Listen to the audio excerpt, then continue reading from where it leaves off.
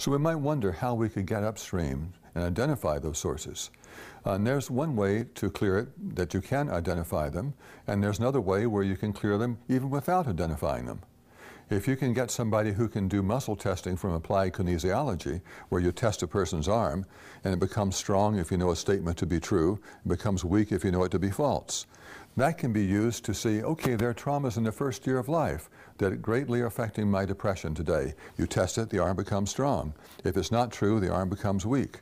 Might be intrauterine traumas that are behind it. It might even be genetic memories, information encoded in the DNA that is there, that's a predisposition. But all that now can be changed. And so how might we deal with all that if we are not able to identify it?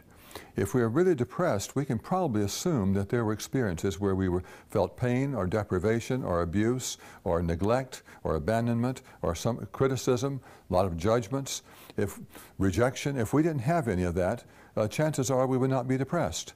But on the other hand, sometimes we might have it and it comes farther upstream. And so we can assume that it comes from those areas. So if we can use some of the methods that are commonly available now, one of the simplest forms that people can use for that on themselves would be a variation on the emotional freedom techniques, or the EFT that many people know about these days. Or they can go to the national website on that and learn something about it.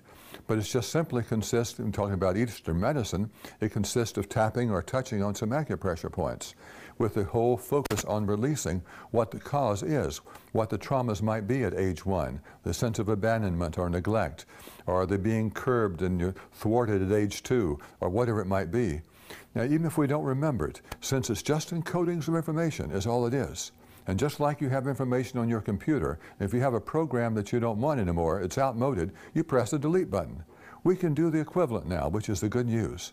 We can press the delete button on that encoding of information that has that emotional charge that binds up energy.